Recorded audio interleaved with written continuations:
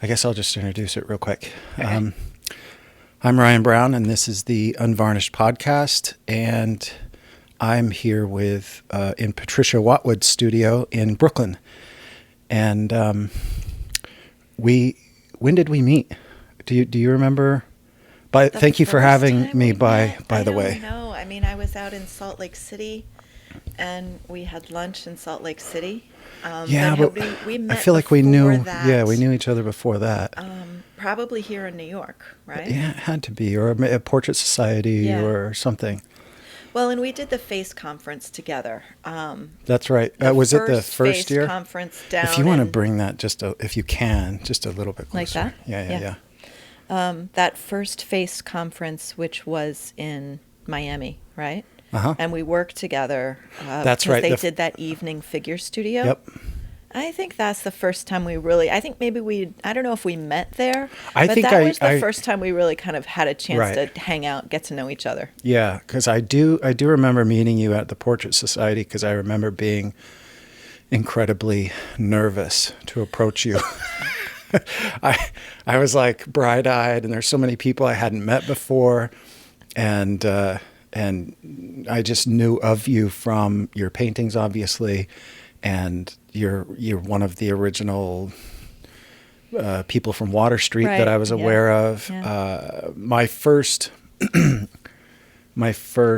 introduction to, I guess, academic training was Water Street, Jacob Collins, and then all the people associated with that. Yeah. So I was coming out of college at the time, and so all of you were just sort of gods to me. Well, and we got on that train real early, you know, like I came to New York in 1996 to study with Jacob at Water Street. But actually I also went to New York Academy at that time. Okay. And so Jacob's whole school was all very formative. Like that first year it was just at his house, his brownstone in Brooklyn. And then the year after that, we moved to Water Street, and it really then continued to grow and develop into what it is. But that initial cohort, we all really built strong relationships and, you know, friends to this day. But I think it was kind of just a special time and place to be there in that early first group. And I have had students that have started, you know, at 14, 15, 16. Mm-hmm. And I'm so jealous, but I look back at the timing of my life, and I graduated high school in 95. And if I would have had any sort of awareness of anything, I would have been here in a heartbeat. Yeah. And I would have just slid right in with everybody. It took, I think it was 2000, it was 2001, because we came here right after 9/11. That November was my first time in New York. And got to visit Burton Silverman's studio. And at that time, I was getting ready to graduate the university. And I said, I'm thinking about Florence Academy. I'm thinking about Jacob Collins. And he said, definitely go to Jacob Collins. And I was like, I think I'm going to go to Florence. New York seemed scary to me. For some reason, Florence seemed like an easier place to live. And otherwise, when I was looking at training, honestly, those were my two. Those was like, okay, I'm either going to go to Florence or I'm going to go to New York. Yeah. But I've always loved New York. Well, where are you from originally? I grew up in St. Louis, Midwest. Okay. But I had an aunt and uncle who lived on the Upper East Side in New York. And so even just as a child and then a teenager, I would come to New York, and it just called me. Yeah. I just thought New York was the coolest thing ever. So Abby, my daughter, who's here, she's right on board with that. Yeah. All she wants to do is move here. So when I had could look at the option of like studying maybe in Italy or studying in New York, I was like, New York. Yeah. And then I didn't think I would stay. I didn't think I would stay. I thought, because my husband doesn't love big cities. He'd be much happier in kind of a mid-sized city. Yeah. My husband is Duncan, and I thought we would just come here while I did my training and then move. So you were married before I was you already came. married, yeah. Okay. Duncan and I my background, I didn't know I was going to go into art. I didn't think I would be a studio artist. I didn't have a sense of that as an interest. as when I was in high school, when I was in college, I actually did theater in college, and I loved theater, and I did scenic design and so I was doing a lot of graphic work with that. But that's what I thought I wanted to do, was more like theater. And it wasn't until I got to know figure drawing and like representation, actually meeting like Tony Ryder in Seattle at the Academy, at what's now Gage Academy, that gave me a picture of this whole universe of people who made this kind of work that I really didn't even know existed. Yeah. And so I was in my early 20s then, and I hadn't really had exposure to any of that, or felt a calling to do studio work until that time when I met those people. Yeah. Really changed my life. Yeah. Interesting. When you said theater, did you say you were maybe wanting to get into acting or theater design? I started doing acting and just loved the world of theater and performance, and just theatrical production in general. Yeah. But in college, I started doing design. And I realized, because I'd always had a strong visual art, component, drawing skills. And so that just, I was like, oh, this is a perfect fit. I can do theater, but then I also am doing visual art. But I really do value that background, because the concepts of design are very much about composition. Mm-hmm. They're also world building. And frankly, even the principles of how you do design in a theater, like if you just imagine, like there's a proscenium, and maybe there's a scenic backdrop, and maybe in a classical ballet, there's like scrims that come in on the side, and then there's a little piece of scenery.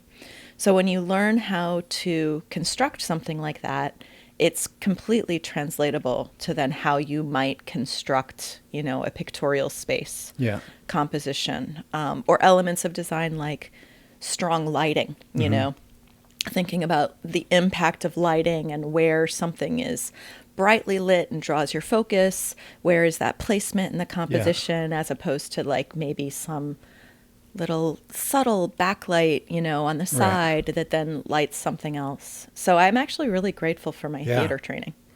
I'm interested in that because I see that sort of theatricality in your work, but more so what you're doing seems so much more conceptually mature as well. And it's something I've been kind of thinking a lot about as I, run a school, and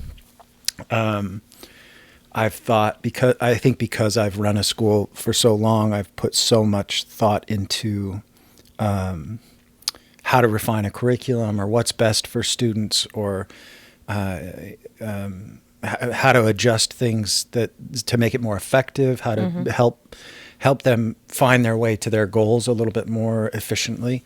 And one of the things that I've noticed over the years is the academies are so deficient in any kind of conversation towards concept development or picture making in general. And I think that has led to a massive handicap among graduates of these academies, where it seems a lot of them have adopted the study as the art. Right. And not only that, but when you learn skills under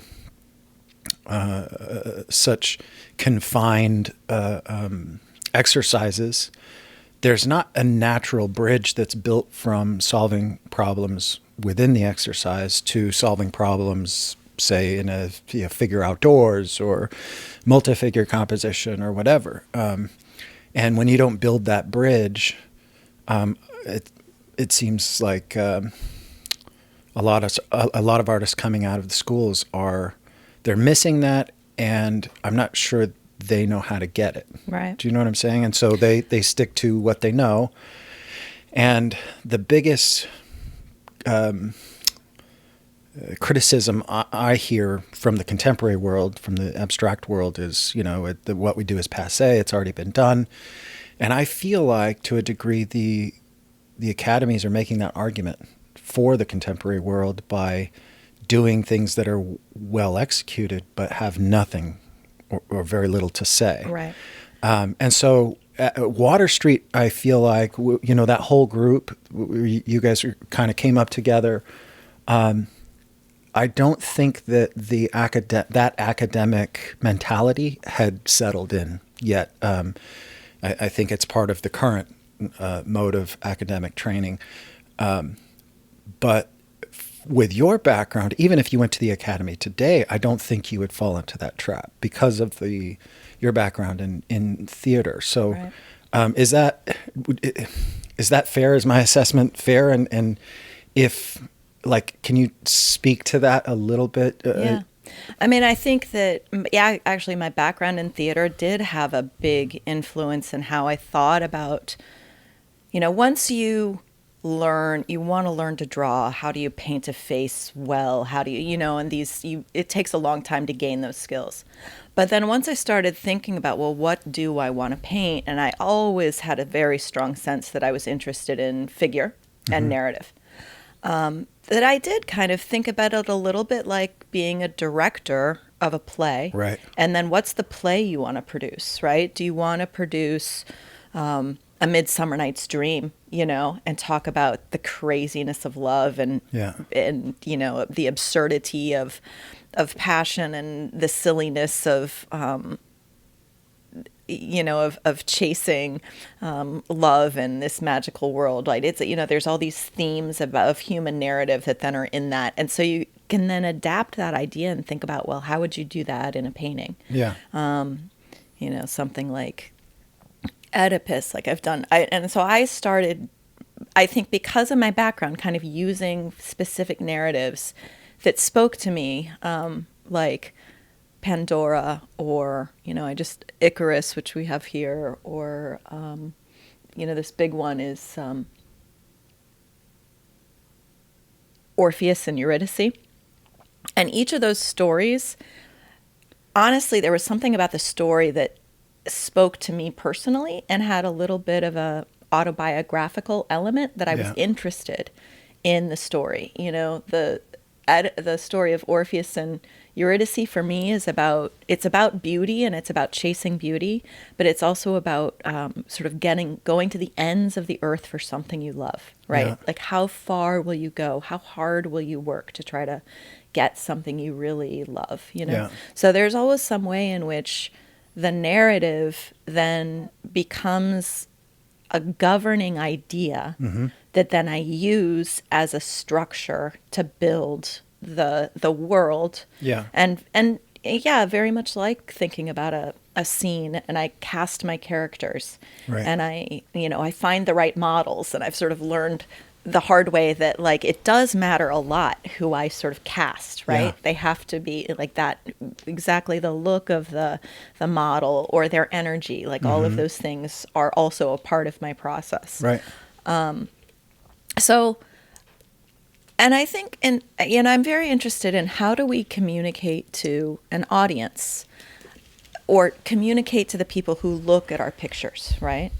And I think too often the work in the ateliers, as it's formative, and a lot of, the ateliers are young, and so a lot of the artists are young, and this stuff can take a very long time to kind of work through. So I think in some ways it's just like, watch this space. There's a lot of things developing. Yeah. But the work in the atelier often is a little too about art making and about the atelier and about the practices there. Right. As opposed to going out to someone who's outside the art world and talking about an issue that they are interested in, love, Right. romance, the environment, gardening, and so the language that we use as painters, right? The objects, they all have meaning, or that people will look at those paintings and interpret them in some way. We're all kind of almost conditioned to do that, right? Looking, even if you don't have it, you look for meaning in an image. So for a long time, I just became interested in how then does what I'm making communicate to somebody else who maybe isn't an artist about something else that we have in common, as human beings. Right. And I think I think the why, and the content, the subject of what you're doing is actually very important, Yeah. because I think the why matters, right? Yeah, absolutely. Well, I try to explain this to students. I think you need some context. I think you need to have attempted to make several paintings to really understand it. But the idea of staging, an idea being governed by the concept. I want to talk a little bit about your methods as well here in a second, but whether you're using, working from life, working from photography, working from imagination, whatever. I use all of it. I would say the majority of my work is more imagined because I wrote a blog post a while ago called "Why I Hate Painting from Life," and really the idea was not that I hate painting from life, but that I try to put whatever reference away as much as possible, whether it's photography or a model or whatever, and try to figure out what the painting needs. That's my biggest motivator, is trying to solve the problems relative to what the canvas is Right. saying it needs. Right. And that's based on the Pictorially, concept. right. Pictorially, Right, as opposed to keep looking, technically. backing at the model, and Yeah. is it right or is it wrong or is it Right, right? right. Yeah. Yeah, and I think that's kind of what I hear you saying, is that the motivation for any painting is what you're trying to communicate, and how whatever resource that you're using in order to do that is secondary to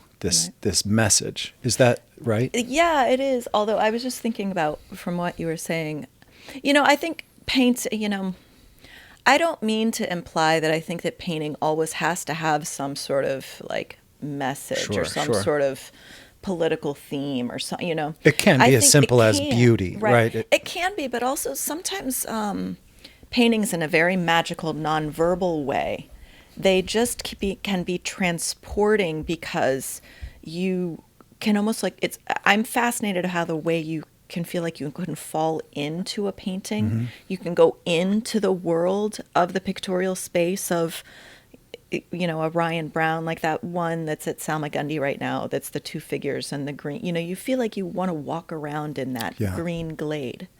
So sometimes that can be very nonverbal, but I think that's very powerful. Yeah. I think that's one of the things we love in paintings, even if we don't understand why it acts on us. Right.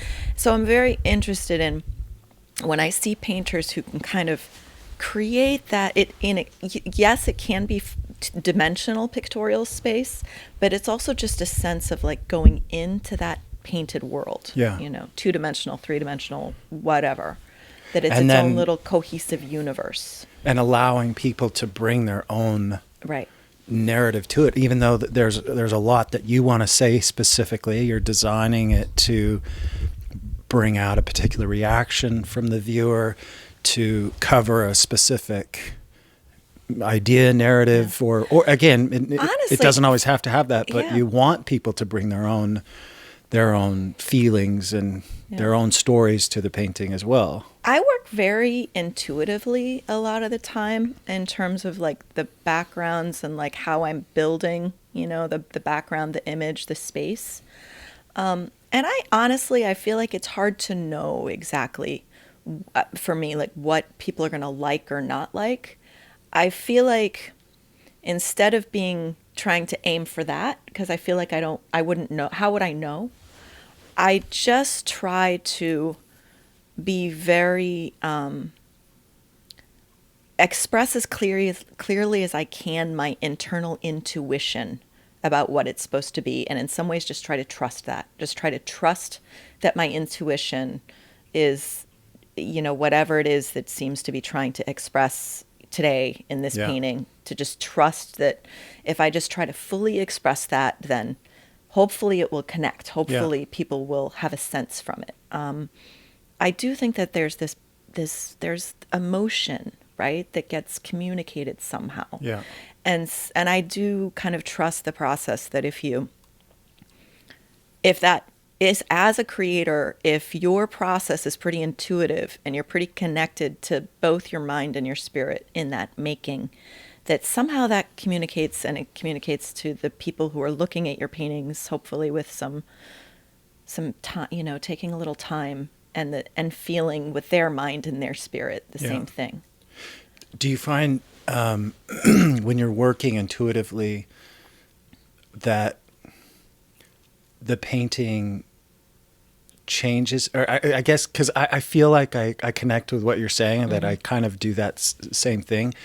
And sometimes I think if I would have waited till tomorrow to paint this section, it wouldn't have looked like that. It would have been something not completely different, but I wouldn't have described it that way. I would have, there's not a solid answer for everything. For instance, that painting of mine in the Salmagundi Club, there's areas of the landscape where, had I painted them on different days, I probably would have adjusted it, Yeah, maybe. I mean, I think I just have to trust that, like, in the moment, you're just you're hopefully feeling like you're in the flow of this process. Yeah. And and of course, sometimes you come back the next day and you're like, well, I don't like that, and so there's that. And then you're like, okay, well, I'll try again. Yeah. But usually, I feel like when I'm kind of feeling like I'm connected with my intuition and kind of in a flow about things, I'm usually pretty happy with how things like happen. Yeah, And then I think, like, actually this Orpheus painting, in some ways I've been kind of developing my process and how I do it. And I'll have a vague sense of the composition, maybe a big pattern of just light shapes and shadow shapes. I think a lot about Notan these days, and just composition in terms of like simple light shapes, simple dark shapes, and how do they fit together. And so that might be the basis, kind of a vague sense of just the composition in terms of light and shadow. And then sometimes with my process, I actually allow it to be relatively open with more like drippy paint or like underpainting passes. And what I find sometimes happens is that, almost like a Rorschach test, you can kind of see into the painting what you're supposed to develop and pull out. Yeah. And so then you see something in the painting, and then you define it more and you shape it. Yeah. And so that has been a kind of intuitive way that I've often, do a lot of the landscapes. And one of the things that's fascinating to me about that, and it's then I'm like, well, who then is making this painting? Right. Right? Because it's like, if I'm like seeing something that's emerging and I'm just trying to, like, it's like a Rorschach and I'm trying to pull it out, like, it's just like seeing shapes in the clouds, or right. Yeah. But I enjoy it. It's really fun. Yeah, I do a lot of invented landscapes. Yeah. And sometimes I'll start, and the only idea I have is I'm going to paint a lot of sky in this one. I'm going to paint. I'm going to use these color harmonies, and that's as far as the idea goes. And I'll rough it in really super rough, and then same thing. It's like finding the patterns in the abstraction and just saying, okay, well, I guess there's a tree there then. And I feel like I learned a lot from watching you do that. You did that like moonlight landscape at that FACE conference. Yeah. And I don't think I'd ever really seen anybody just sort of invent a landscape. Like, I was trained painting from life. Yeah. Drawing the model from life, drawing plein air from life, drawing the still, everything was from life and from observation. And it was always this triangulation between the canvas and perception and nature, and trying to be really faithful to nature, I remember Tony Ryder, and once, like, somebody asked him in a class, like, do you ever try to improve on nature? And his, like, humble response was, no, I try to let nature improve on me, right? That his humble attitude was that, nothing I could invent would ever be as beautiful as if I just try to faithfully convey this. Yeah. So to then watch you be doing something just completely from imagination, like, I think I was starting to do it more and more, inventing, but it was very helpful. And I think actually working from imagination, and actually landscape can be a great place to start. Yeah. Skies, clouds. Yeah, I started to do it. Shapes of trees. Right. you can get a long way just working from imagination, and Yeah. it teaches you how to trust yourself. Yep. Because when you're working from imagine, when you're trained from life, you're like, well, does it look like the model or does it Right. not look like the model? If it doesn't look like the model, I guess it's wrong, I and guess then I it's can wrong. fix it. Yep. But then you don't, so you don't have anything. You have to trust yourself. You Yeah. know, do you like it? Do you not like it? Is it good? Yeah, it's awkward a lot of the time because when you do have photo reference or painting plein air, whatever you can, or model, you can look back and forth and check it, and then you trust it. It's like, oh yes, that looks like that. Good. Right. Yeah. And there's something satisfying about that. And when you don't have any of that, there's a lot of paintings I've done where I'm like, I don't know if I trust that. Right. I think it works. I think it's pretty. I think it's well designed. I think the colors hold together. But does anyone else think that? Right. I don't know. A lot of times I'll finish an invented landscape and just be so uncomfortable with it because I just don't have anything compared to. I totally relate to that, but I am lately thinking a lot about this sort of like this principle of non-judgment. And so at that moment, like, is it good? Is it not good? And then trying to remind myself, you know what? That is not my department.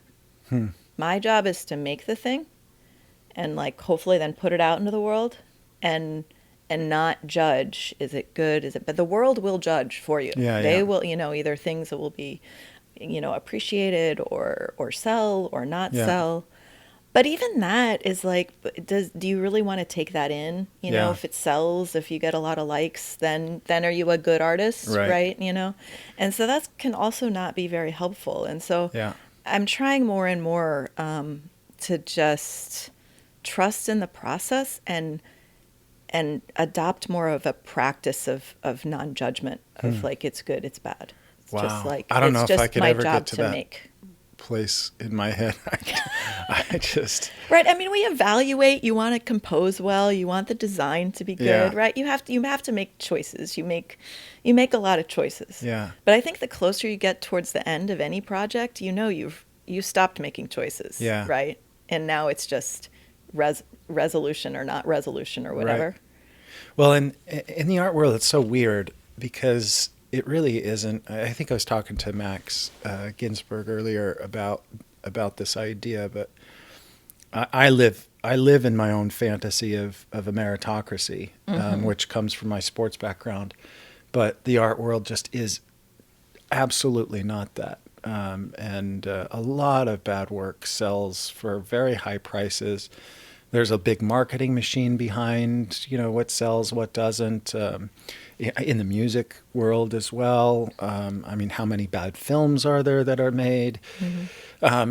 It's not always merit. So when you say, the world will judge, sometimes, but not always. Sometimes a lot of great work is put out, and if it's poorly marketed, it's not seen by a lot of people. And so there's so many factors that go into whatever response you might get from your painting, that that attitude that you're talking about of non-judgment could be so mentally healthy. Right. I mean, even the idea, essentially, the meritocracy, right? That is this culture we all grew up in, right? This idea of meritocracy. And I see it even within the world of realism, there is often there's a lot of competitions, right? And there is sort of a hierarchy of, whose water droplets on their grapes are more beautifully rendered than someone else's.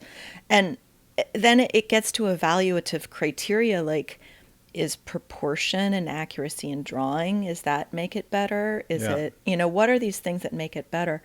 And I think that really misses and evades a lot of the amazing qualities that can make a painting moving, transcendent, or even just personal. Right. And I think that too often we think about meritocracy or a sort of a level of competition. Am I as good as that person or not as good? And I think it can be very, it can really make you lose track of what is it that makes your work personal. Yeah. And that is really what you are here to make and do and express. And yeah. That's tough. I recently, in October, was in Paris, and one of the things I realized that I've probably held myself back because I've been so focused on my school and the curriculum and trying to help students, and so my mind has been for so many years centered on partially the idea of correctness, as what a lot of what we critique is for students is right. the correctness of a thing, but I talked to Travis Schlott, Kate Lehman. They're so brilliant, and Shane Wolf, Mm-hmm. and I was just amazed at the collective fearlessness of these artists. And one of the ideas I brought back was trying to gain more freedom, trying to Mm-hmm. let go of these preconceptions that sometimes I'm not even aware that I have about what are the what are the necessary elements that go into a successful painting. Right. Well, technically there are none, right? Right. And Yeah, yeah. and yet I still have so many my list of things that need to be there. And that can be a very difficult thing to let go of. Yeah. Especially No, when you come up in a system where correctness is your first ideal. And in an atelier, or if you're teaching a lot, you do tend to then use some of those own rubrics of, well, are the values correct? Is the color correct? Is the drawing you keep thinking within the rubric of the things that you needed to study when you were a student. And at a certain point, like, you want to be able to be free from maybe those particular constructs of evaluation to then develop something, your own North Star, going back to the idea of the why of it, or the meaning, right? That that instead of like necessarily being so concerned with like, is the value structure perfect, or the things that you focus on more in academic circles, it's like more, is it emotive? Yeah. Does it express a mood? Right. Does it does it have an impact to your gut? Right. Things like that. Yeah, and that the idea of accuracy, correctness, it just evolves into an accuracy or correctness to the concept. Mm-hmm. I got to draw with Shane Wolf, and I think he's one of the best draftsmen in the Mm-hmm. world. He's just so phenomenal. But he does these, big, crazy poses from life, and he's got these models doing somersaults backwards, and he built I know, it's crazy. It's amazing. And but to draw next to him, or painting with Travis Schlott, working next to them, you see the decisions that they're making that are so organic in the moment, that are not, if you were to go around and critique their work and look back and forth and really, put the academic screws to it, you'd say, well, you've over accentuated this, and this is a little wide here, and blah, blah, blah. But they capture absolutely the essence of the model with these brilliant artistic adjustments, right. that they allow for, and they don't think twice about it, and it makes the work better and more exciting and more expressive. And I think they're governed by something, and something like you're talking about, and I think that is, to me, artistic maturity that I aspire to. Right. I have been thinking a lot about this idea over the last year or so, and trying to be led by it in my own work a bit, that it's better for an artist to be wrong than to be boring. And I think sometimes in, realism, we kind of chase correctness, and but honestly, the work that you often love has, maybe it has this juicy brushstroke or just a dazzling snap or the Yeah. aesthetic, right? And so, yeah, maybe the tip of the nose is too big, but like if I try to fix it, I might be able to get it just the right shape, but I've fiddled with it so much that then it just becomes kind of Yeah. a little plasticky, right? Yeah. And so as I'm trying to be more mature as an artist, that's something I'm trying to think more and more about Yeah. to give myself more freedom as far as like, yeah, no, maybe it probably is wrong. Like, I make a lot of weird drawing, there's sometimes my drawing can be a little mannerist, elongating forms sometimes and like necks and sometimes I'm not exactly doing it on purpose, but that just seems to be the way that I draw. Yeah.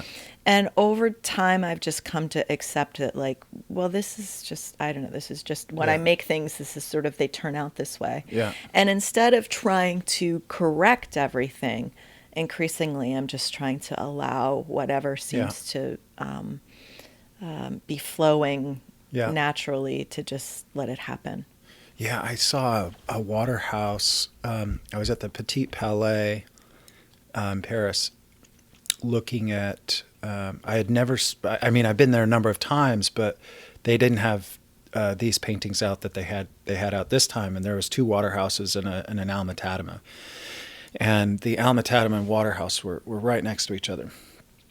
And I love both of them. I rarely get to see Waterhouses in person. Mm-hmm. So the Alma Tadema was, I'm sure you've seen plenty, so tightly rendered. It's just there was this rose bush in front of a couple of figures and the rose bush is like this big, but every petal on every flower was painted. And then the branches were so intricate. And I was dazzled by it, but I thought if I had to paint that, I would slit my wrists. I couldn't stand painting. I would just absolutely hate it. As much as I love looking at it, I wouldn't want to execute it. And then the Waterhouse, by contrast, had moments of just absolute perfectly rendered flesh and marble and whatever. And then the background was just this patchwork of brilliantly placed brush strokes that were just shapes and textures and you 2 steps back and it's a bush. Sort of it's snaps into something. A background with a palm leaf in front of a wall or something. And then, but if you're standing close enough where you would actually be painting it, it's totally abstract. I thought that's what I want. That's what I aspire to, is to be able to have that balance of pure explanation and then just pure suggestion. And that to me is godlike. It's amazing. I love that too, and I find it very magical when you're able to kind of find it happening on your canvas. Yeah. And I'm definitely more and more interested in that. And I think one of the things that's interesting is, we all see each other's work on screens and very reduced. And so when you see something in person, you can much more really appreciate that, the closer I get to this, it does actually kind of dissolve and just become like strokes and shapes. Yep. But then you step back and it snaps into place. And so I think that's actually a quality of my work that people don't necessarily understand unless then they see it in person and they're like, oh, it's really different than I thought it was going to be.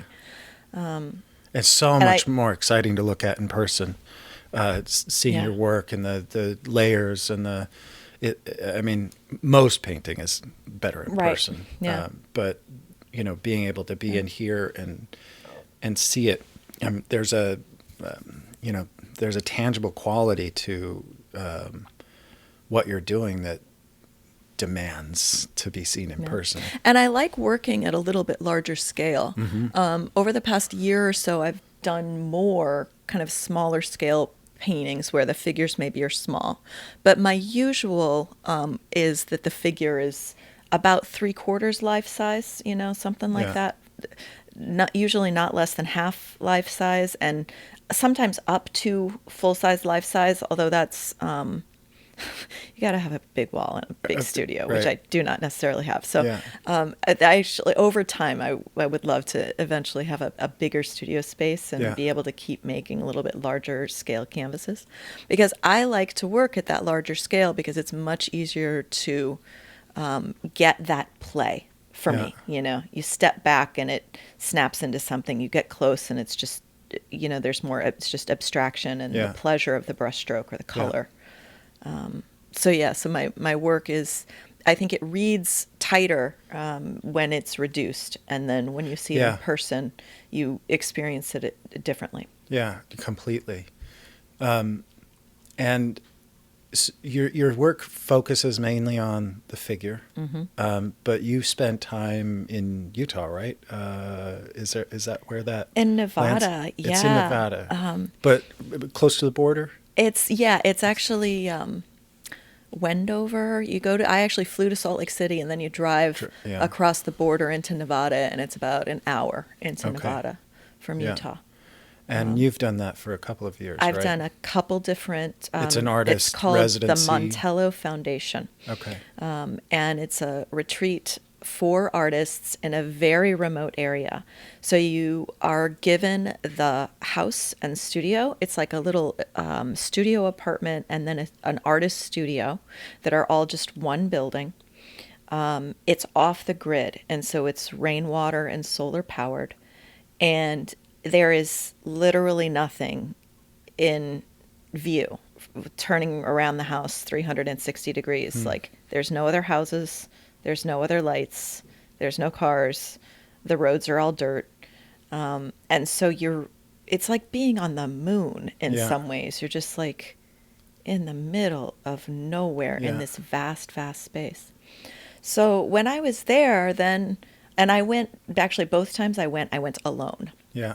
And so that was a really fascinating life experience. Like, Yeah. I am from a big family.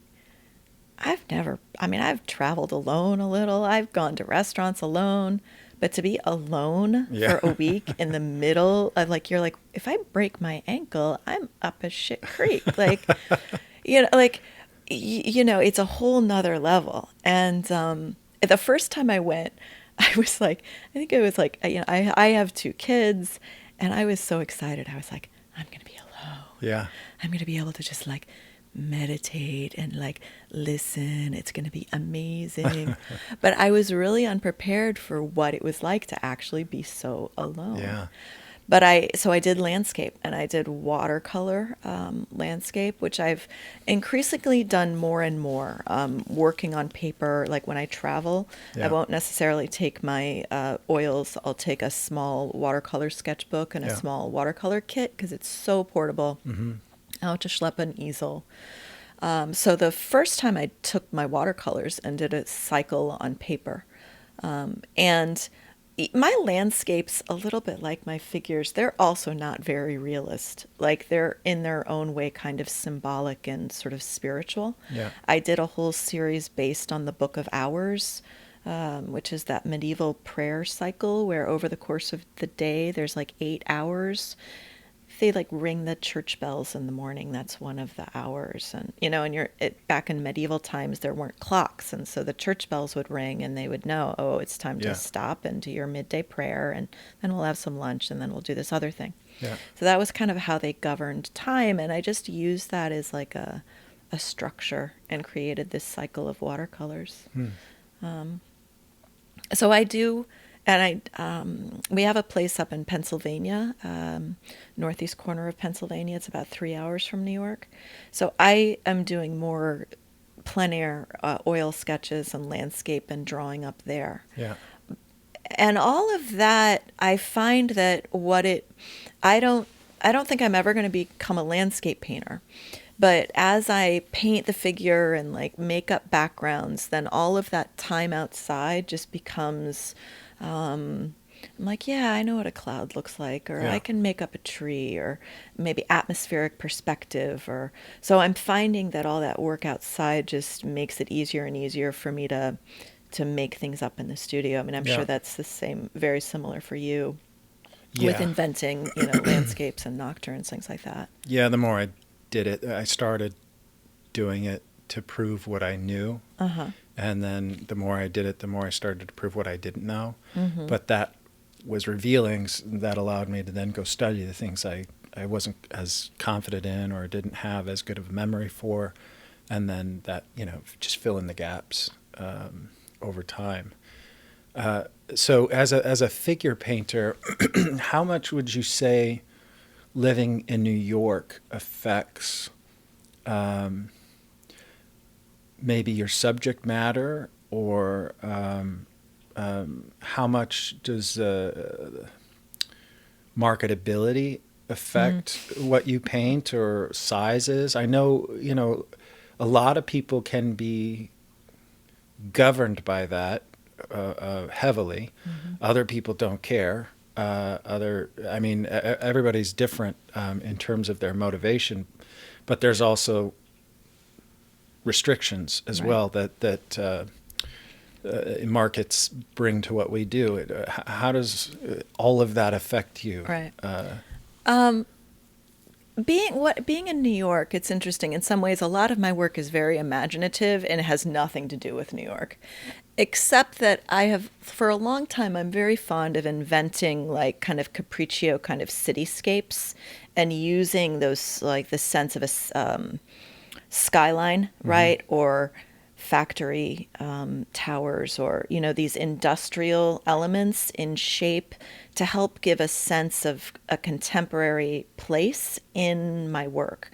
And so in that way, the landscape of New York City has certainly become part of my pictorial imagination, and probably always will be. I kind of like these sort of capriccios, sort of urban, whether it's factories or skyrise, skyscrapers, like I really like using that I just like the way they look, and I like the way they anchor my sort of old-fashioned subject in a contemporary place. Yeah.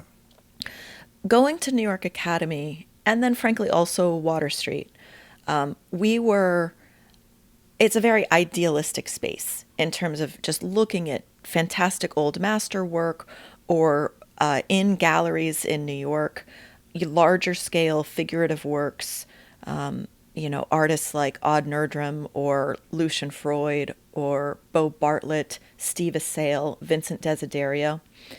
Those large scale, ambitious figurative works were hugely influential to me as a young artist, that like, oh, well, that's the game I want to play. Like, Yeah, I want to do what those guys, I wanted to do Right. that. And so I've always had, as terms of size and scale, I think that had a strong, my at New York Academy, and just the ambition of the figurative work that Yeah. inspired me, influenced me. I will say that as a practical matter, I have found that increasingly I am using this size that's like maybe about 48 inches by about like 36, or maybe up to 50. But you know what? Can I get it in my car? And I'm finding that if I work at about that scale, I can kind of create something that feels like a big painting, Yeah. that doesn't necessarily take up a huge wall. Right. So I have this painting in my house that is 6 foot by 9 foot. And I would love to be able to work like at this scale, but you realize how, like, I have to rent a truck to move it. I can't, I gotta get somebody to help me like move Yeah. it in the studio. So honestly, in some ways, I'm alone in the studio. I think a lot about, okay, can I move this painting by myself? Yeah. Yeah. Can I carry it up and down the stairs by myself? Right. So I tend to keep the scale just a little bit down, which also is a little New York related in terms of what kind of size and scale people can fit in their apartments or whatever. I find strategically that it's easier to sell small paintings, but people don't want to pay a lot for a small painting. Right. So I kind of like medium size, to like maybe like 20 by 26 is actually a size I like a lot, because Yeah. So if I work a little bit in a bigger scale, I can make kind of that size painting relatively quickly, like much quicker, obviously, than a Sure. 6 foot by 9 foot. But then I still like, it gives me enough room to kind of spread out a little bit. Yeah. So I kind of like that little bit larger scale. I tend to keep my brushes in early stages of work, more like a half inch, Yeah. like ferrule, or up to an inch, using like a bigger brush for a longer time. Yeah. And then as I'm finishing something, then finally getting down to like, some pointy little rosemary brushes. Right, But right. even those, I tend to not, like Tony Sirenai, Oh, yeah. like he has so like super tiny, or Right. like Anthony Waikoulis, like I can't get that scale. I Yeah. can't get down that scale. I'm like, I have to have a little bit bigger brush and Right, a little right. bit more room. Yeah. And I guess that could lead us to I'm fascinated by what you're saying in New York and the limitations and the practicality. Because I like to work big. I'm very comfortable. I'm more comfortable working larger, but I found myself kind of sliding into these smaller paintings for a few years. I graduated Florence Academy in 2008, right when everything crashed. Came home with these grand ambitions to do large figurative works. I think the first painting I did was a 6 foot by 7 foot painting of Jordan Sokol, like outdoors, and then like a 5 foot by 10 foot landscape, and a bunch of others. And it was just so stupid and bad timing. And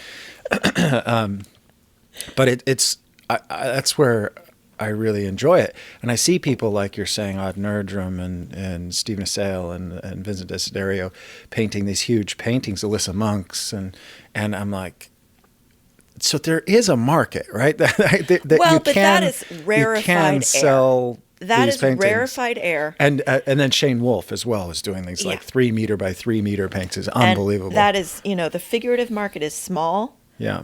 The people selling large scale figurative art is even smaller. Right. The number of galleries that show and sell well, paintings above $20,000, that's some slim pickings up there. And then some, are 50,000 or 100,000, especially in the world of the prices around more, atelier based classical work.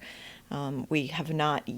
Some people are starting to get up into like above 50, up to 100,000, but it's rare, Yeah. So In the those West, where I artists- am, is different because people, or maybe Florida, people have their homes are much bigger, right. And so they've got the space, but in New York or in Paris, they were painting much larger. All these painters I was hanging out with, I would have thought going there that like the limitations would be such that they're doing these 18 by 24, modest, right. 20 by 24.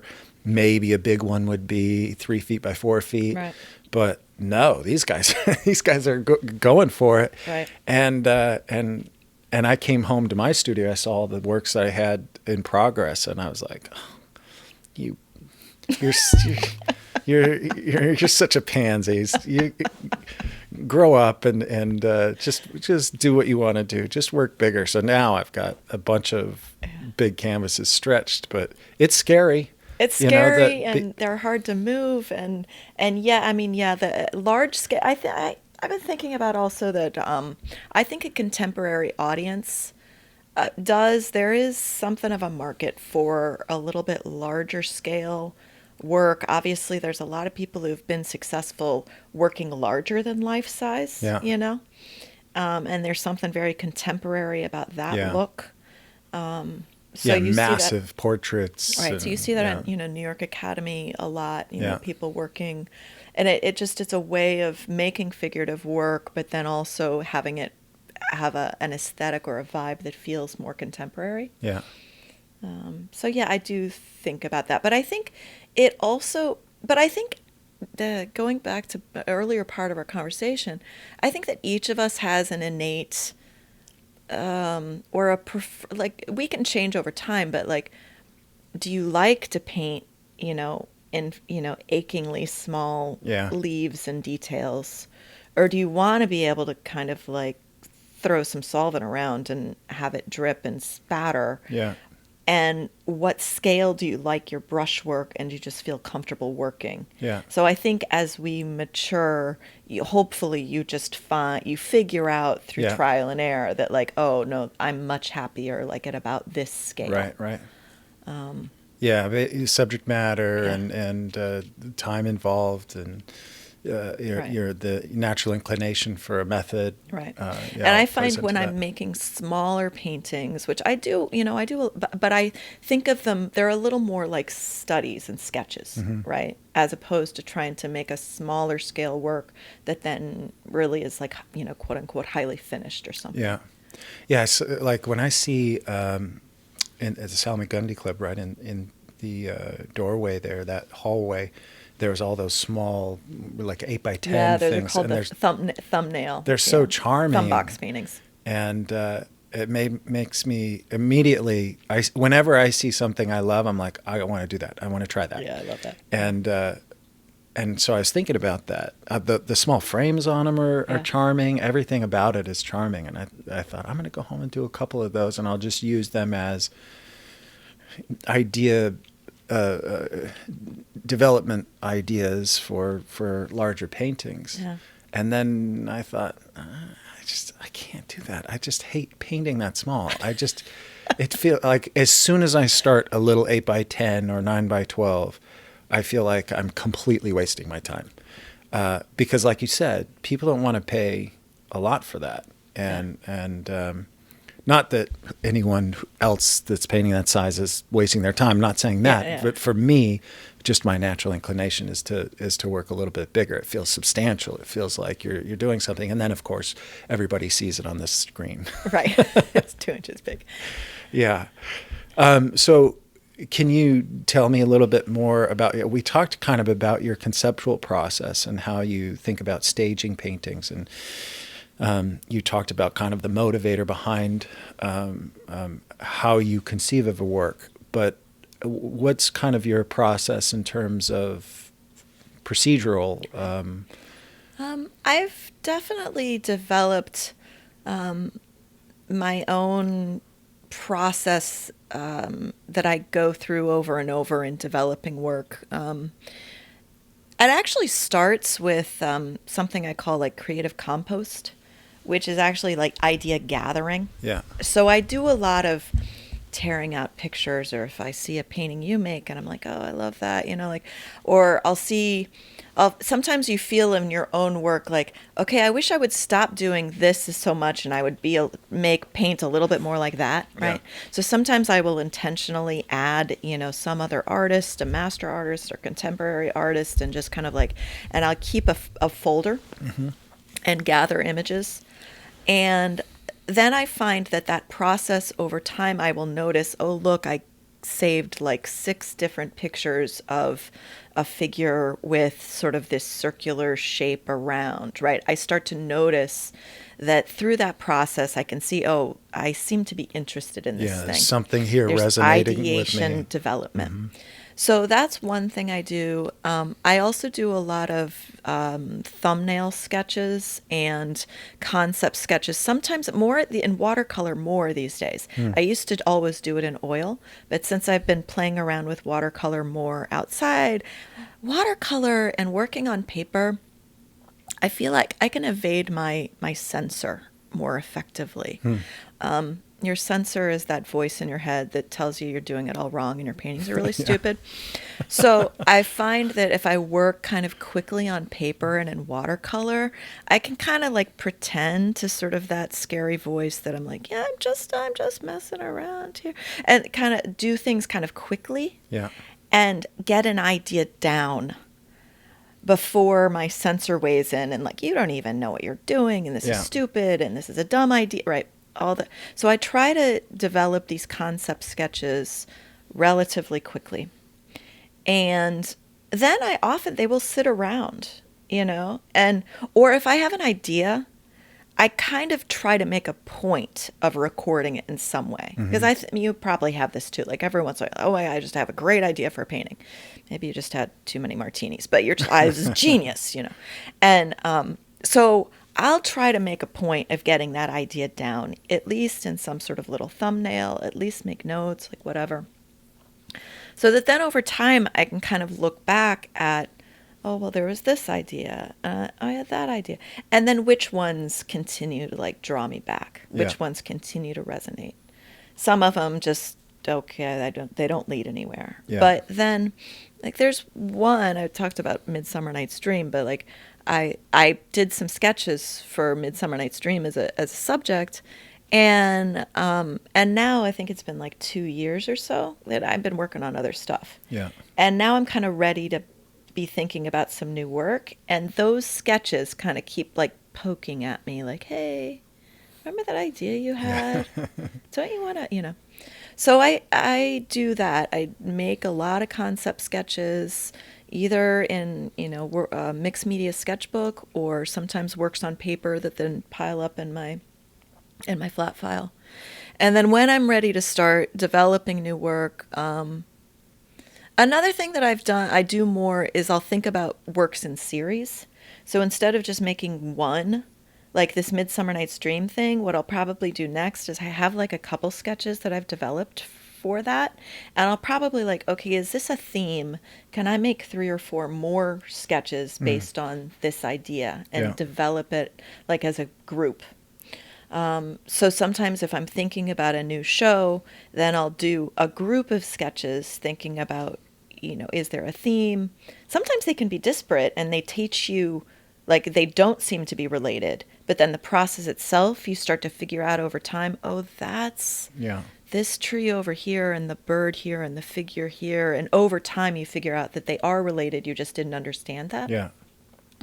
So that's the sort of creative generation part of the process. Then once I decide I really do want to develop this as a painting, then there's a whole other level of just process, which usually involves getting a model, because usually my invented sketches, they're like derpy and I don't know how to draw the whatever. And so then I have to get a model in and work from life. Yeah. And I like and to... when you're doing that, are you working directly on the final canvas from life? No, I usually doing just start studies? with paper. Okay. I like to just start with a model. And also the model comes in and you're like, wow, that idea that I had for a pose, like this model totally can't do that. So then you have to kind of work through that, and the model, you figure things out, you problem solve. And so then if I can get with the model and then get a drawing, and I really like the pose and I like the drawing, then I'm cooking with gas. Like if I can get the drawing, and then usually I often draw, on a half sheet or even a quarter sheet, like those sheets are like 22 by 30. So a half sheet's like 15 by 22, or then a quarter sheet. And I like to draw at a smaller scale because it's faster, because I can do multiple drawings. If I get larger in scale, I might as well just be painting, because you have to make so many, checking the proportions and measure it correct. So I'll figure out the pose with a drawing and then enlarge it using Xerox, just mechanically enlarge it, and then transfer it to the canvas. And then once I have a drawing on the canvas, then I'll start painting, usually now at this point from imagination and memory. So I will get the model back in later, but actually at that point, then I'm going to work from my drawing and I'm going to work from imagination to kind of build the whole, the underpainting. And I find I actually prefer to do a lot of the underpainting now from my drawing. Yeah. And if there's enough tone information and, value and structure, that's really helpful. Yeah. And I'll just kind of copy the information from the drawing. Yeah. And then I'm ready once I have that, the underpainting done, then I want to have the model back to get it more detailed, more information, more realistic. But I find if I doing it, I like to work more from imagination and from memory and from my drawings then, because I have a lot more like thinking about maybe the overall value structure of the figure, that I want the top of the figure to be lighter and then I want the values to be really quiet over here. Yeah.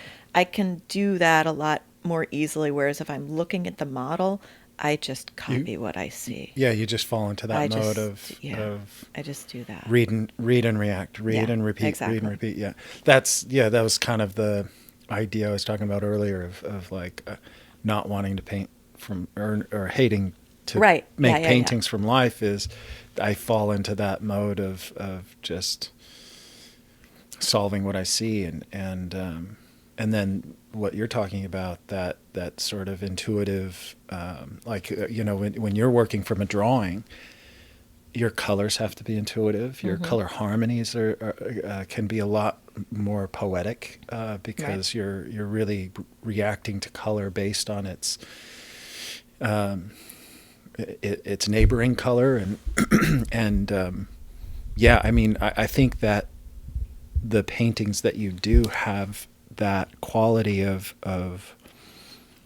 feeling organic to the concept. It doesn't feel mechanical in terms of just copying what you see. Right. And I tend to work, with a more limited palette in the first pass, also just to simplify what I'm trying to invent with the color. And using a limited palette, it often kind of builds in a lot of color harmony, right? Yeah. Just because the mixtures are so, complement each other well. But I definitely will also, in that conceptualizing stage, I often have some kind of color design idea, and so then I want also to kind of do that as a conceptualization, right? And I might get a green fabric or prop it or in such a way so that I have in front of me something that I'm looking at, but that have the colors that I want. But the choice was based on a design idea, as opposed to just like observing what happens to be in front of me and finding the harmony there. Yeah. In terms of, I want to switch gears to a different idea because I'm really interested in this.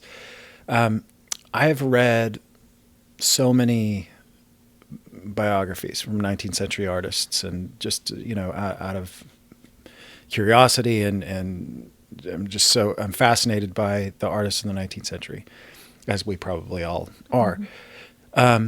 But one of the themes that keeps coming back is how constantly they interacted, how constantly they interacted with the specific purpose of offering each other critical feedback. And when I look at the art world today or artists today, that doesn't exist. I mean, in any other discipline, artistic discipline, you have that. You have editors for authors, you have the producers for musicians, you have the editors for film. I mean, there's always so many minds that a lot of these artistic, different artistic disciplines go through to reach their finality. But we don't have that. Yeah, and we're smarter together, really. So much. I mean, I look at when I visit a museum and I see a Waterhouse or an Alma Tadema or a Sargent or whatever, I feel like I'm seeing master works that were done by committee. I remember specifically in the Edwin Austin Abbey biography, which is fantastic if anybody wants to read it. It's by E.V. Lucas. It's a 2-volume set. It's amazing. But he and Sargent were sharing the largest studio ever built in England, doing the Boston Library murals. And it talks about how Alma Tadema would come down and they would put up brown paper and, cut out the figures and then completely repaint the background and say, well, what if we did it like this? Or brown paper over the figures themselves and repaint a costume or repaint the gesture or whatever. which can you imagine being in that Right. room watching Yeah, this? yeah, yeah. And so I know that I know how important that is, even for the greatest artists of all time. Mm-hmm. They were testing and pushing and pushing. We were talking about earlier. You were mentioning, I forget how you put it. I'm sorry. The getting away from the judgment, Mm-hmm. Yeah. and but were you to have that constant critical review, that is the judgment, right? I mean, Right. it's kind of going somewhat against what we've been talking about, which is just let it go and do your thing. And like you're talking about Right. some of the elongation of forms and whatever. And if you had, twice a week, a group Right. criticizing your work, you may not have that as part of your work, Yeah. right? Now, I think that Some of feedback it, is super important there's from a push and pull to it, right? absolutely. Though Yeah. what would you lose in terms of your organic, intuitive process with that critical review? But what would you gain? Right. And for me, I feel like I'm desperate for that community. I'm desperate to get out of myself and rise up. I feel like I'm better than I'm exhibiting, and I can only do that. I can only reach a higher potential with Right. the help of others, which is one of the reasons I'm thinking about moving out here, not in the city. I don't think I could live in New York City. It's a little stressful for me. Do you have that here? Do you feel like you have that here? I Do you have guys... it here, and I very much intentionally cultivated it. Yeah.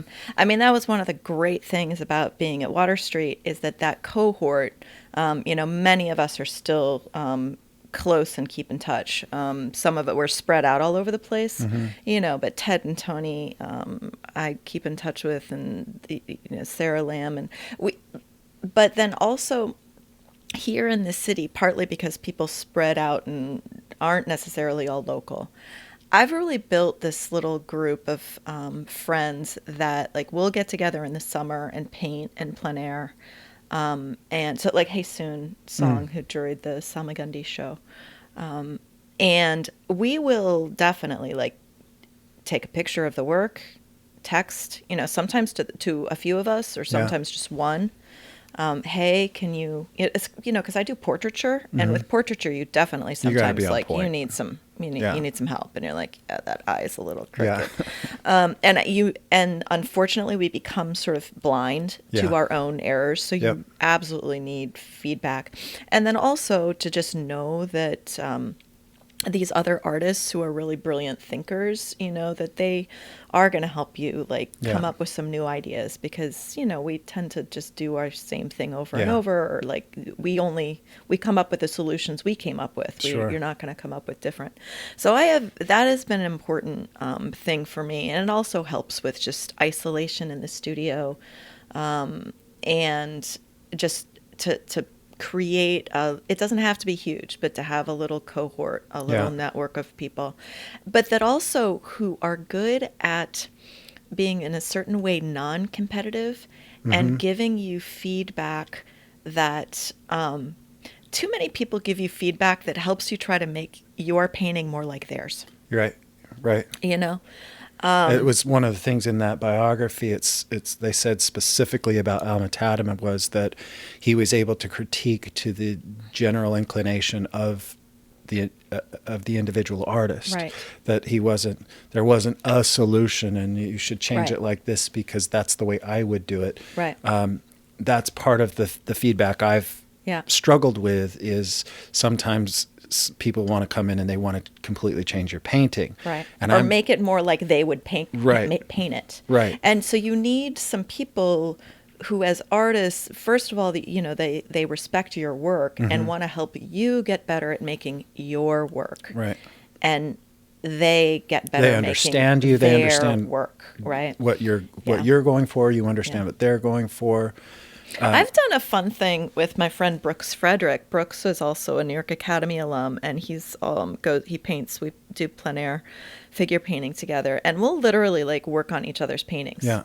And so we'll start a painting and work on it for 20 minutes to set it up. And then for the rest of the pose, like every 10 minutes, we trade off. And it's hilarious because, of course, you have to become, talk about non-judgmental. You have to be completely detached from the outcome, because you go and you like wipe out that thing that he worked on, and then he goes and he scrapes off the thing that I was working on, and and we trust each other a lot. So, I'm like, yeah, do whatever you want. I don't care, and you can let go of the outcome, in a temporary way. And that has really also just taught me to really, in some ways be more open and experimental, and how to, making art is vulnerable, right? Yeah. And it's hard. And I think it's a muscle you can flex, right? So that you can develop, so when you do have trusted friends who that you work with, it can also help you grow, just because you are allowing yourself to be vulnerable with these other trusted people. And so then you can grow together, and that's been very helpful to me. Yeah. I crave that. I'm going to have to slide into your text group. I I did I've tried a critique group a couple of times in Utah, and it just took me back to college, right. where it was just random ideas. And basically, my idea was, I had, I think, 4 or 5 paintings. They're all almost finished. And I'm trying to figure out, how can I make these more masterfully executed? How can I have a better balance, or color harmony, or control of edges, or is there anything that feels awkward? I look at it almost like, you're in charge of building a rocket, and you're the one that's in charge of making sure every nut and bolt is tied down properly. And if you're the only one doing it, you're probably going to miss one or two things. And it's those 1 or 2 weaknesses that blow it up, right? I mean, it's I have a lot of paintings where 80% of it's beautiful. It's as good as I could possibly do it. And then I'll look at it in 6 months and be like, oh, I missed that. It's not that I messed up because I wasn't capable. It's just that I missed it. And that's where I crave those various eyes to come through. When I was younger, I did a lot more of those kinds of group critique things with colleagues. And I actually think it's really good for young artists to get a group feedback, frankly, just to practice presenting your work to a group of people you respect, and putting yourself out there and explaining what you did and why. I think those are really good practices. But I think that then when you get to our place, that actually, I find that I don't want a group critique, because I'm not in grad school anymore. Yeah. But so I want one person. Can you just look at this and tell me how to fix this stupid nose? Yeah. One at a time, right? You might have time. 4 or 5, but one at a time. But actually, really, in any one painting, in any project, usually 1 or maybe 2 people. Yeah. And then, okay, thanks for your help. I'm going to fix that eye. Yeah. And then you go back to your work and you're like, I always love this, like Jacob Collins's teaching kind of principle about, painting and trying to finish paintings. So, you've got all these things in your painting, and there's one little part that's kind of problematic, and his principle would be like, can you just work on that one thing until it's now the best thing? And then there's another, like, worst thing. Yeah. So I'll take my friend's critique and I'll be like, okay, I got to work on this one thing, and just try to take, 1, 2, those 3 things, and can I make that a little bit better? Yep. And then trust that, okay, I did my best. Yeah. Yeah, I did, it sort of haunts me. I did a painting, it took me 2 years. It was like 17 figures, like 6 feet by 12 feet. It was historical. It was. Is that the one on the steps? Yeah. Yeah, I remember. Yeah, and nearly Really killed ambitious, me. complicated painting. Yeah, and I think I kind of pulled it off. Yeah. And there's these little parts to it that I just didn't. I look at it now and I'm like, oh gosh, that these parts are well done. Mm-hmm. It's almost a good painting, and yet, like, you don't get to make excuses. You don't get to say, yeah, but look at the 80%, how good it is, right? You're judged by the weakest part of it, and and it's very frustrating. I see a lot of people will, maybe people stick to a simpler subject matter, single head portraits or whatever, and they're amazing, gorgeously rendered, and then, but you don't, and unless I do a couple figures in a landscape or whatever at that same level, I'm not going to demand the same level of respect, right? Because you're judged by your weakest part, and you don't get to say, well, it was really hard. Yeah, it doesn't matter. You could put 30 figures on a thing.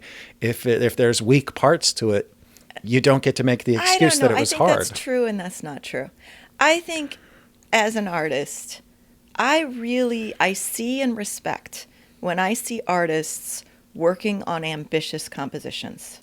And I also, can be a little judgmental sometimes when I see really talented people who I wish would stop painting just a single head. Yeah. And I'd like to see, like, well, what about, there are so many other elements. Yeah. I mean, this is also just personal. What do you want to paint, Right. And we don't get to, right. And as much as we'd like to see you do this, we don't get to put those demands on. So I think that when I see someone doing a big complicated painting, and yes, like it's 80% great and 20% like, okay, not quite perfect, I'm still kind of like, hand claps. Yeah.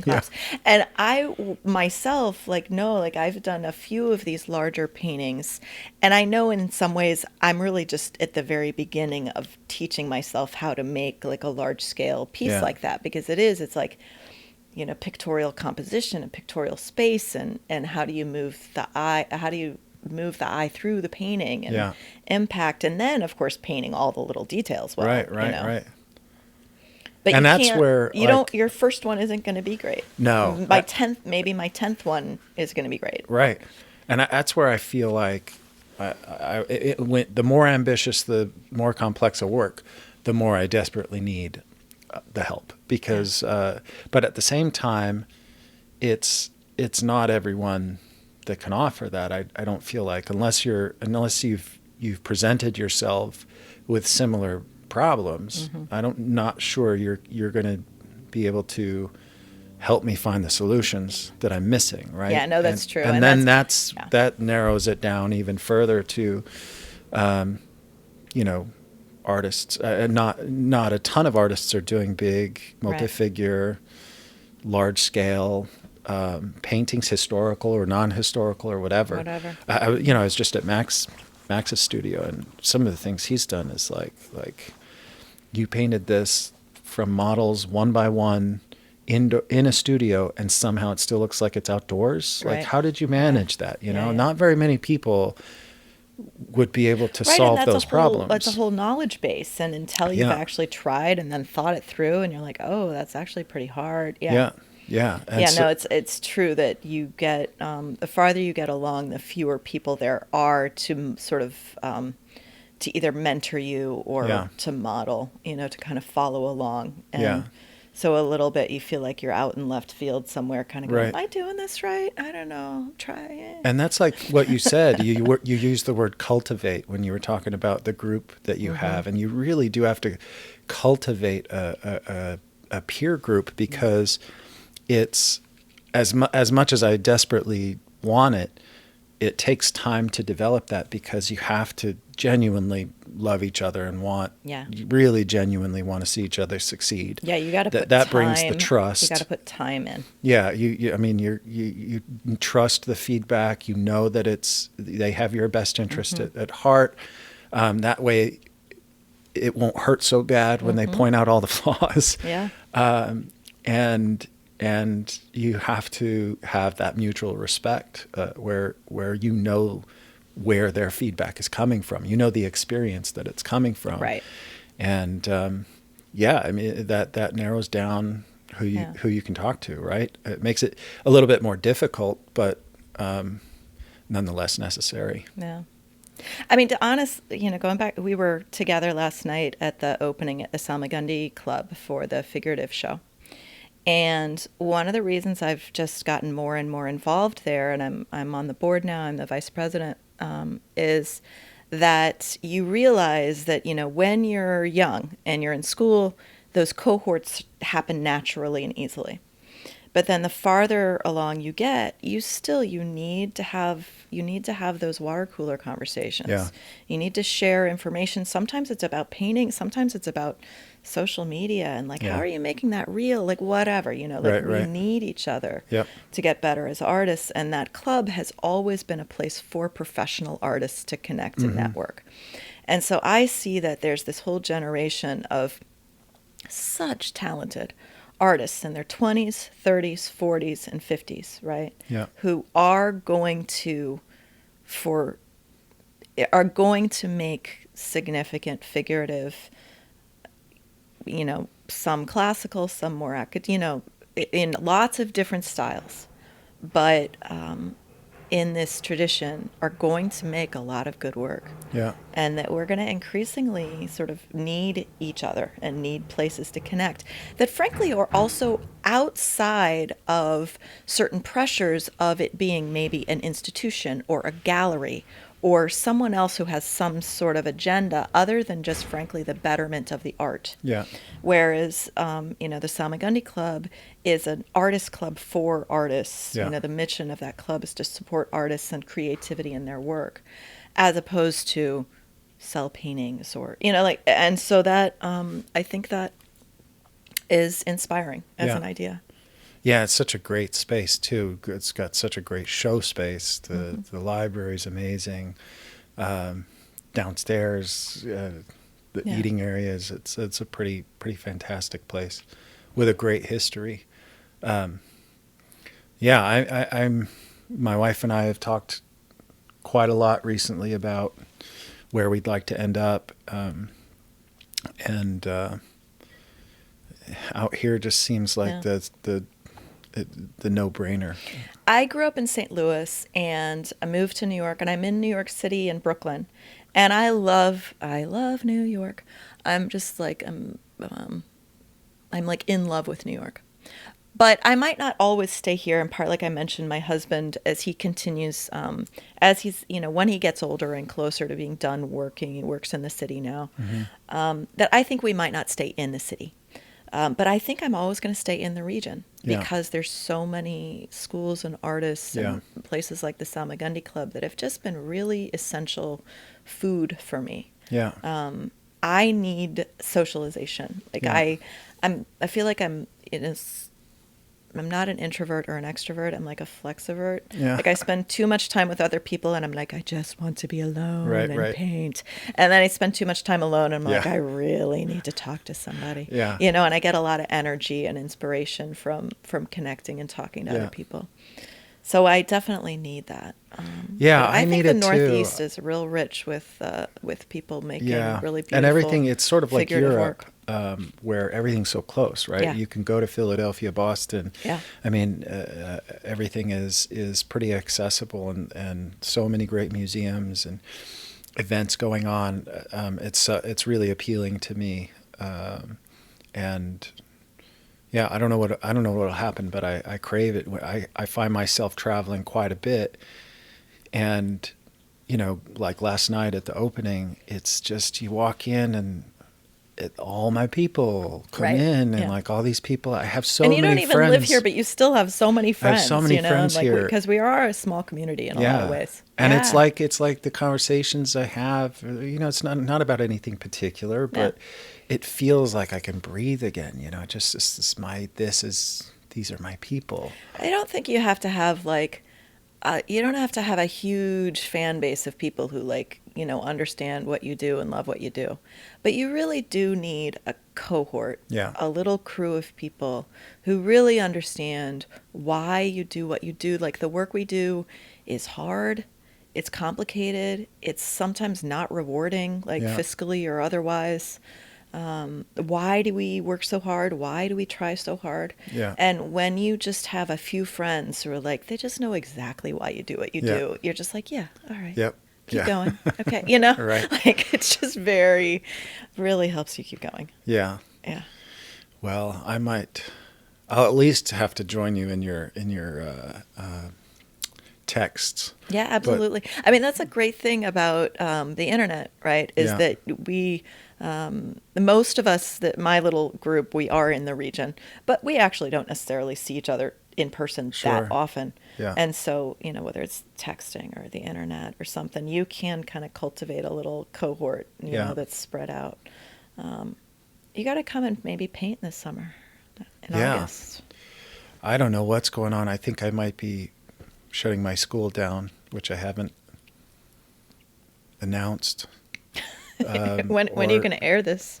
I'm not sure, but yeah, I might shut that down. I've got a little bit of teaching fatigue. And Teaching really takes a tremendous amount of energy. yeah, it's It just makes a lot of running so it all much by myself creativity for and so long. problem solving. It really, I have 2 kids, and I figured out at a certain point that, like, you can, like, paint, parent, or teach. Pick 2. Yeah. Like, you really can't do all 3. Yeah. And so it was kind of clear to me that, like, if I was going to really do a lot of teaching, that I frankly, I probably wouldn't paint. Yeah. So I Well, I tend see- to do more commission, we've done more portrait commission work and less teaching. I see people doing that now.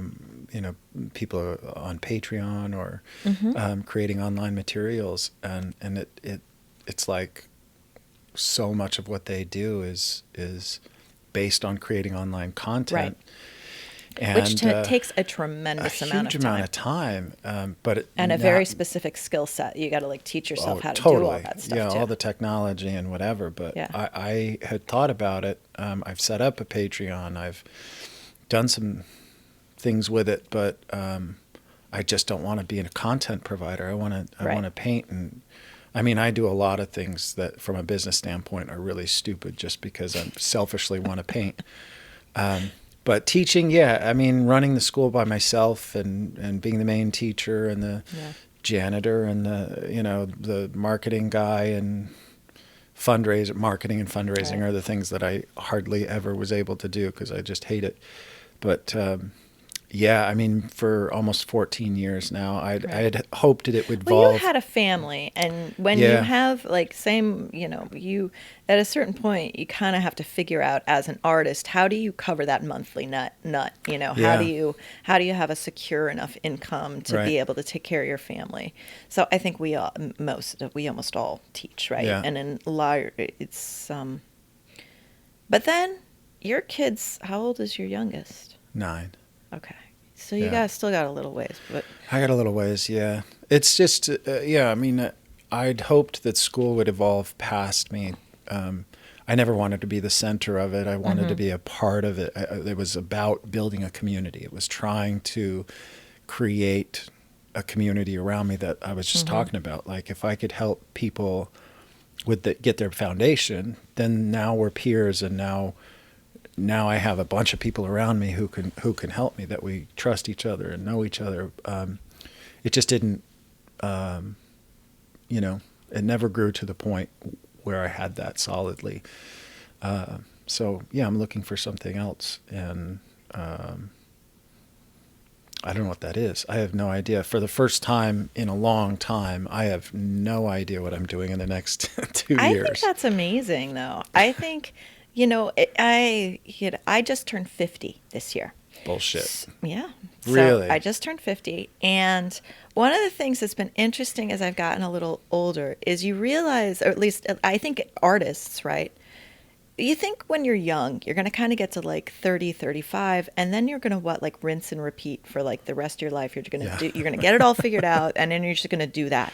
Yeah. And it turns out actually, like, I get bored I Yeah, can't, yeah, yeah. And so it's comforting, and it makes me happy to think that, like, yeah, you could totally reinvent what you've been Yeah. doing, that you've been doing for 15 years, but that doesn't mean you have to keep doing, most people in who are not artists will have like two or three or four careers Yeah. from those ages, from between like 20 and 70, Yeah. right? But we just kind of stubbornly keep bashing our head against the same Right. wall. But I think that principle of reinvention, Yeah. and of being willing to like rewrite, like, no, really, what if I don't let go of what, Yeah. and I don't know what I'm going to embrace, but I'm going to trust that when you open your hands, right, when you let something go, it leaves space in your hands for Yeah. something new to come, right? And to just trust that, yeah, Yeah. I'm going to make It'll that fit space. I don't know I don't know one what way it or is. another. I It'll don't know figure how it's out. going to work. But I think as artists, like, we have to change and grow. Yeah. You can't just keep doing the same thing over. It won't be rewarding. Well, I think you also become increasingly more self-aware. What do I enjoy? What is it that motivates me? And that can change over time as well. But I find that doing this, I love. Absolutely, yeah. There's no way. I mean, I doubt I'll ever find a way to monetize it, but I really love doing, like, sitting down Right. and having conversations with artists and sharing those. I'd started filming in Paris, what I hope will be a TV series I can pitch to Netflix, which is kind of a similar idea. It's visiting different cities and focusing on the city itself, the history of the city, and then the artists that are living and working there now, and doing like deep dive biographies of people I really admire. And so we've started filming that in October, and we filmed maybe half a season. I've got to go back and do it. I got to make a lot more money to pay for the second half and pay off the first half. Production's expensive. It's crazy. Gosh. But it's one of those things. It's just one of those things that, like, I want to do it. It's a different sort of creative idea. I think it could be really cool, and I have no idea if it'll even be anything. Right. But I So don't tell know. me I'll what buy you the think- equipment and just tell do me it. what you think of this idea. I've been thinking about this for the last like week or so, that I think for artists, that in a larger sense, the work of our life is actually the work of self-development. And that sounds so like narcissistic and sort of self-centered in some ways. But really it is about how. But if you're going to be an artist, like, you spend all your time alone with yourself, right? Mm-hmm. Like, and where does the genesis of the ideas come from? It comes from you. Yeah. And how, everything you're doing, it comes out of yourself.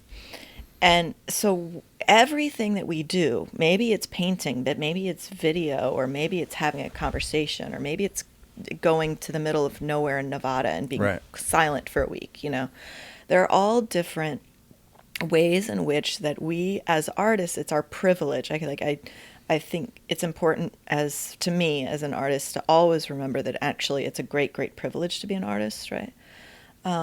But that's your work, It Yeah. is your work to like embrace that, to try this new thing, and Yeah. to follow what is that little call on the inside. And no, it's not practical, and no, you don't want to do it, but it's the work of self-development. And Yeah. how do I, as Patricia Watwood, how do you, as Ryan Brown, become just like the most full expression of the person that you were created to be? Yeah, and you hope you get more or less and less shackled. Like I was saying before, when I was visiting with Travis and Shane, Kate in Paris, it was an eye-opening experience to how many preconceptions I was holding on to that I was unaware of.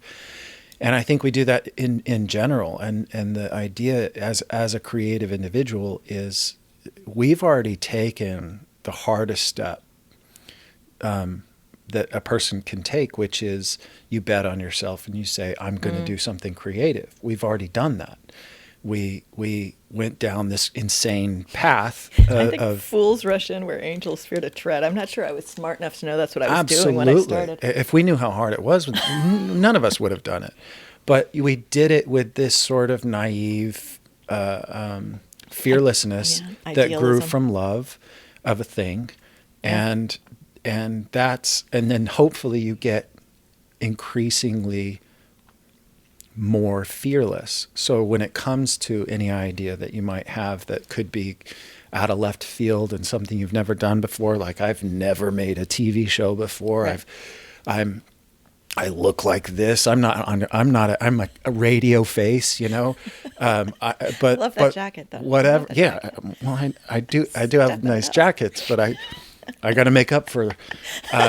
But I think that's what I want my kids to do. I want them to Yeah. find something they love, and go at it, and just find a way to put that in your life as much as possible.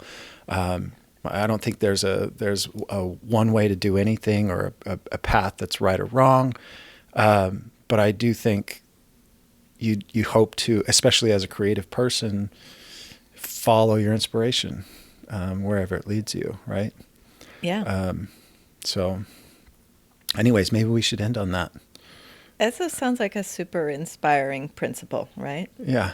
Yeah, that we, and I appreciate, one of the things I value about our friendship is that I'm feeling we're going to continue to be friends and always be checking in with Yeah. each other about, well, how's the work going, or Yeah. what's the new thing that you're working on, Right.